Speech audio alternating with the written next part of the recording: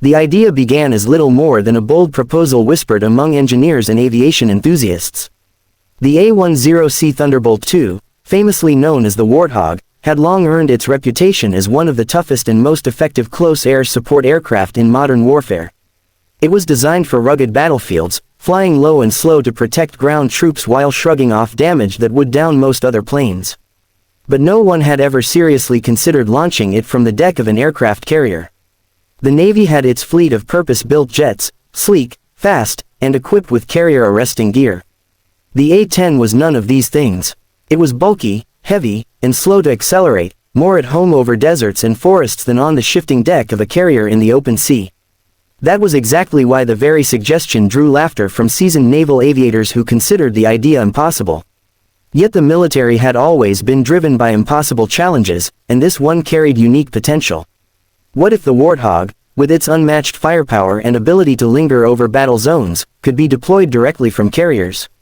It would give the Navy and Marine Corps a weapon that could support amphibious landings with devastating precision without waiting for land bases to be secured. Some believed the idea was insane, others thought it genius, but all agreed it would take more than talk to prove whether it could be done. When the USS Gerald R. Ford prepared for sea trials in the Atlantic, the opportunity arose. Engineers, test pilots, and deck crews gathered for what would become one of the most daring experiments in modern naval aviation. The day the aircraft was wheeled onto the carrier deck, every sailor turned to watch.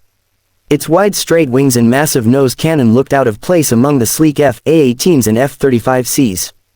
Deck crews whispered jokes, wondering if the old beast would even fit on the catapult track. Some shook their heads in disbelief while others quietly admitted they wanted to see history made. The sun glared against the ocean, the salty air carrying the metallic scent of jet fuel. For all its doubts, the Navy was ready to test the unthinkable. The preparations began weeks before the carrier ever left port. Engineers studied the A-10's airframe, modifying parts of its landing gear to withstand the brutal force of carrier catapults. Special reinforced tires were fitted, and new hydraulic systems were tested to help it endure the shock of deck launches and recoveries. Though the Warthog had never been meant for carrier duty, its famously tough construction worked in its favor. It was designed to absorb punishment and keep flying, and if any plane could handle the risks, it was this one.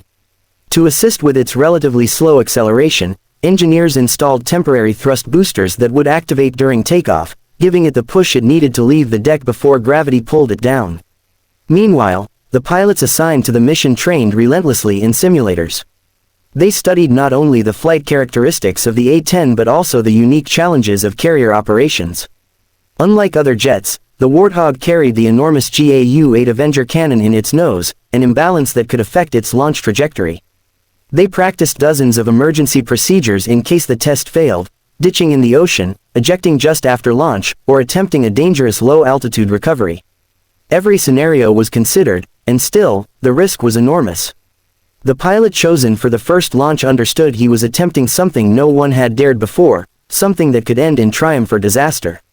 On the morning of the trial, the deck of the USS Gerald R. Ford was alive with activity.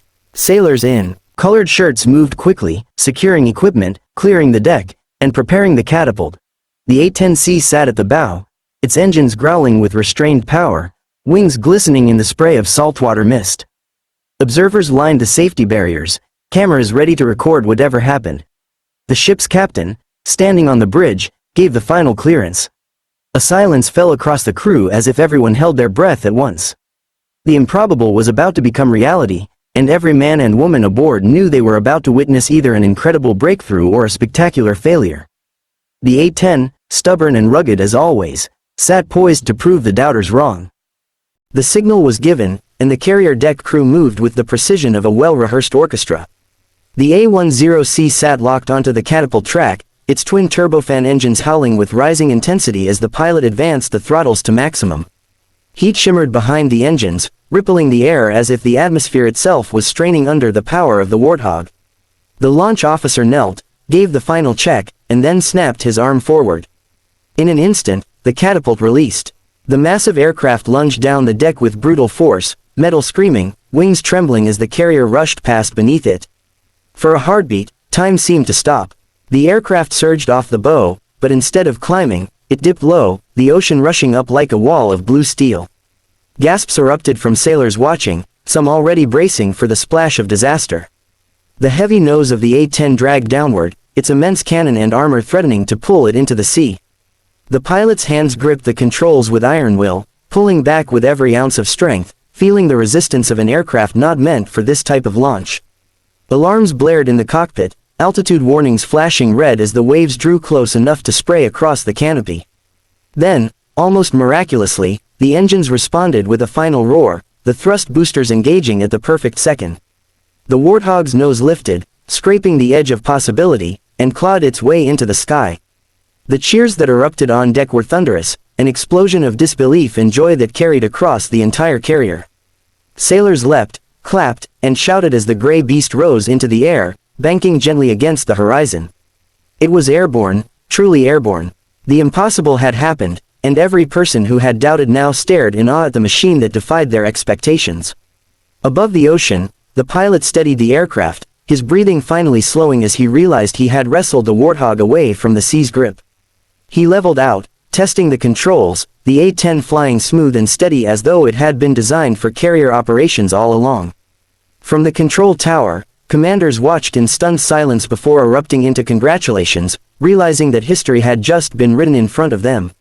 Once the initial tension had broken, the pilot turned back toward the ship to perform a low pass. The A-10 thundered just above the deck, banking sharply to the side, wings flashing in the sunlight, as if the aircraft itself were showing off its victory. Deck crew members waved their arms, some saluting, others simply standing frozen with grins stretched across their faces. The captain of the Gerald R. Ford, a man hardened by decades of naval service, even allowed himself a rare smile. He knew the significance of what had just been proven. This wasn't just a stunt, it was a glimpse into a new chapter of naval warfare. For years, the Navy had relied on its specialized aircraft for carrier missions, jets built for speed and interception, not for endurance and close support. The A-10 was different. It could fly low and slow, circle battlefields for hours, and rain down firepower with unmatched precision. To think that such a weapon could now be deployed at sea opened possibilities that no one had considered practical before. A carrier strike group equipped with Warthogs would have the power to provide direct close air support for amphibious operations, humanitarian missions, or rapid response conflicts far from established bases. The very thought of it began to spread across military channels before the test flight had even landed. In the skies above the Atlantic, the pilot guided the A-10 through one final maneuver, climbing higher into the clear blue. He felt the weight of history in his hands, knowing generations of aviators would remember this flight. On the deck below, the crew continued to cheer, some recording videos to send back home, others still staring at the horizon where the gray silhouette disappeared into the distance. The impossible mission had turned into undeniable success. The Warthog, the flying tank, had proven once again why it was feared, respected, and loved. It had conquered yet another battlefield, not the deserts or forests where it usually roamed, but the unforgiving steel deck of a carrier in the open ocean. As the aircraft faded into the horizon, its engines echoing like distant thunder, the legacy of the test was sealed. What began as a laughable suggestion had ended as a triumph of engineering, bravery, and raw determination. The A-10 had taken off from the sea and claimed the sky, and the world would never see it the same way again.